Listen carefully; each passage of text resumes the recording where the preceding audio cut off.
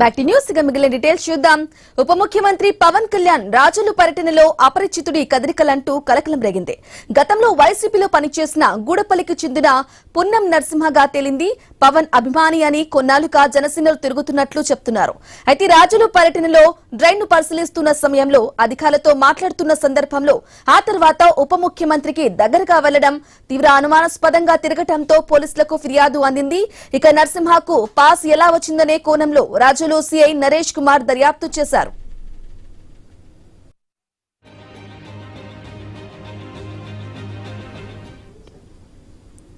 ఈ కేసు విషయంలో ట్విస్ట్ వెలుగులోకి వచ్చింది. పున్నం నరసింహకు జనసేనలో క్రియాశీలక సభ్యత్వం ఉంది. తాను పవన్ అభిమానిని ఆయన చెప్తున్నారు. గతంలో వైసీపీలో ఉన్నమాట నిజమే అన్నారు. చిరంజీవి బ్లడ్ బ్యాంక్ లో 13 సార్లు రక్తదానం చేశానన్నారు.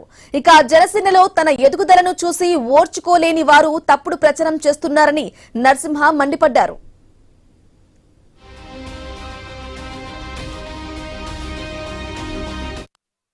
పర్యటనలో సుందర శ్రీనిబాబు గారు వైస్ ఎంపీపీ గారు ఎమ్మెల్యే దగ్గర నుంచి పాస్ తెచ్చుకోవడం ద్వారా నాకు ఆయన అనుచరులుగా నేను ఉంటూ ఆయన కూడా తిరుగుతూ ఆ పాస్ నేను పట్టుకెళ్ళి ఎమ్మెల్యే గారి దృష్టిలో పవన్ కళ్యాణ్ పర్యటనలో నేను ఎదురు కొనసాగాను.